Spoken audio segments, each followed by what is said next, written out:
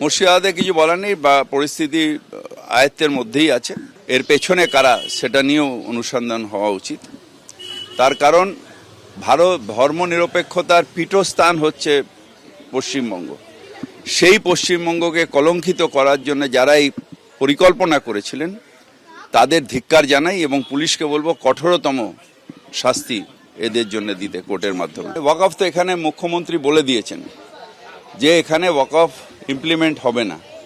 তাহলে যারা নাটক করছেন তারা কেন করছেন, কেন আমাদের এখানে মানুষের অসুবিধা করছেন?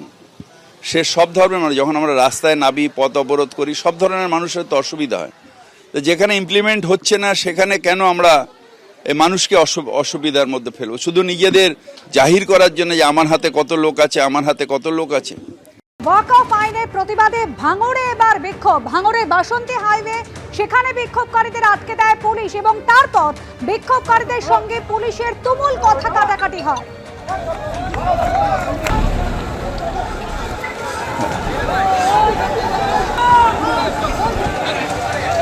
দিচ্ছি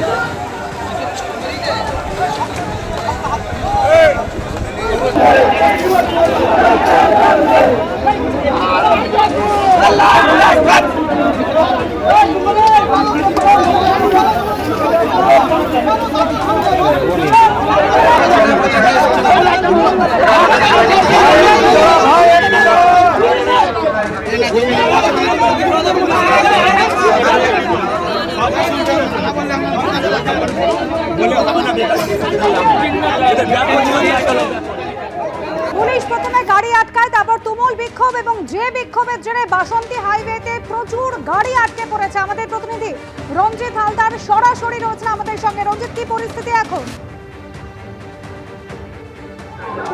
দেখো অনুসুয়া, একেবারে ছবিটা দেখাবো। দেখতে পাওয়া যাচ্ছে যে এই যে মানুষজনগুলো রয়েছে এরা কিন্তু কলকাতার উদ্দেশ্যে যাচ্ছিল, এদের কিন্তু রাস্তা আটকানো হয়েছে। তারপরে কিন্তু এই পরিস্থিতি হয়ে রয়েছে। এরা একদিকে রয়েছে প্রচুর পরিমাণে যারা রামলীলা ময়দানে যাচ্ছিল, নওশাদ সিদ্দিকীর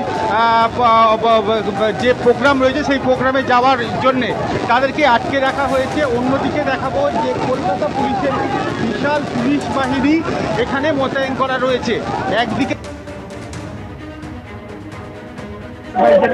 যে সমস্ত মানুষজন যারা কলকাতার উদ্দেশ্যে যাচ্ছিল তারা কিন্তু দাঁড়িয়ে রয়েছে। এদের মধ্যে কিন্তু ব্যাপক ঘটনাজনকীর একটা পরিস্থিতি তৈরি হয়েছিল, কারণ এরা যখন মিছিলে যাচ্ছিল সেই সময় কলকাতা পুলিশ কিন্তু বৈরামপুর এলাকায় এদেরকে আটকানোর পরে কিন্তু এরা রাস্তা আটকিয়ে দেয় এবং বিক্ষোভ করে, এবং পুলিশের সঙ্গে কিন্তু বিশাল ধস্তাধস্তি হয়। বেশ কয়েকজন কে মারধর করা হয় এবং মাথা ফেটে।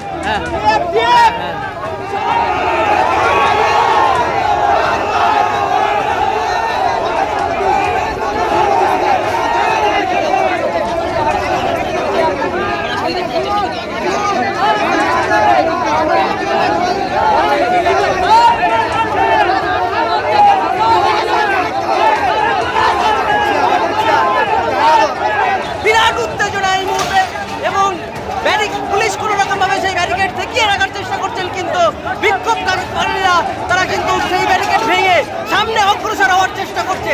প্রবল উত্তেজনা এই মুহূর্তে। শুভজিৎ, সেই ছবি দেখেছি আপনাদের সামনে, যখন পুলিশ ব্যারিকেড করে আটকে দেওয়ার চেষ্টা করছিল বিক্ষোভকারীরা সেই ব্যারিকেড ভেঙে এগিয়ে যাওয়ার চেষ্টা করছিলেন, এবং পুলিশ এই তাদের আটকে দেওয়ায় তুমুল বিক্ষোভ তৈরি হয়, এবং তাদের বিক্ষোভের জেরে একের পর এক গাড়ি বাসন্তী হাইওয়েতে এই মুহূর্তে আটকে পড়েছে। রঞ্জিত হালদার আমাদের প্রতিনিধি রয়েছেন আমাদের সঙ্গে। রঞ্জিত, তুমুল বিক্ষোভ, তুমুল ধস্তাধস্তি পরিস্থিতি তৈরি হয়েছিল, পুলিশের এখন কি বক্তব্য?